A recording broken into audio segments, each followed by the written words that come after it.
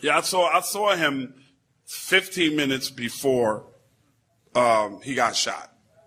15 minutes. They had stomped dude out, and they came through the MGM Grand. I'm at the Betty Boop bar because that's where all the pimps hang out at.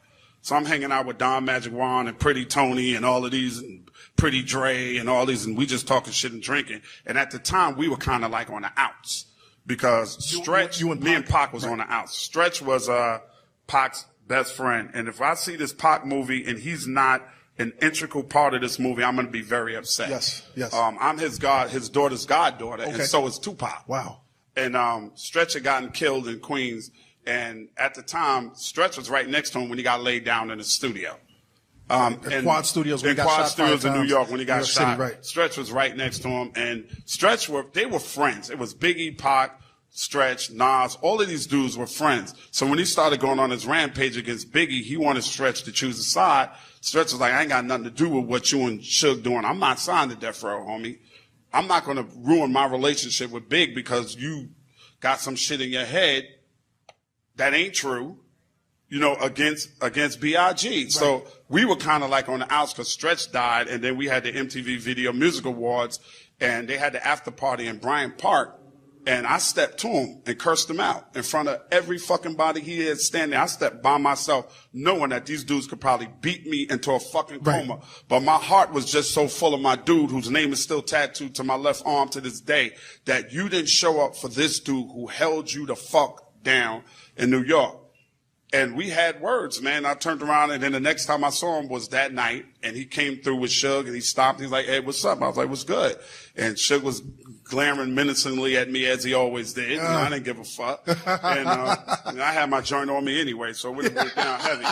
And but me and Suge became friends later on, and we just talked, and he said, are you coming over to Suge's club? And I was like, yeah, but at that time, the undercurrent of the East Coast, West Coast shit was going on, and I had a gig to do in Vegas that night. And I'm like, in my head, I'm saying, yeah, but in my head, I'm saying, if I go over there and y'all get on some anti-East Coast shit and beat the shit out of me, like, I'm dumb for walking in there. Right, of course. So we had our words, and, I told him, I said, man, I love you, man.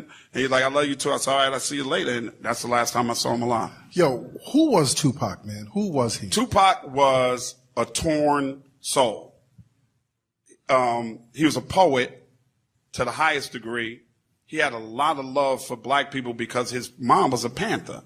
So his heart was revolutionary, and his soul were with black people. If it wasn't, he couldn't have made records like Brenda's Got a Baby and Dear Mama and Keep Your Head Up and stuff like that. But on the other side, Pac liked to play. He liked to talk baller shit.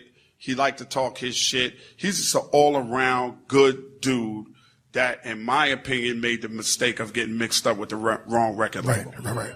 Yeah.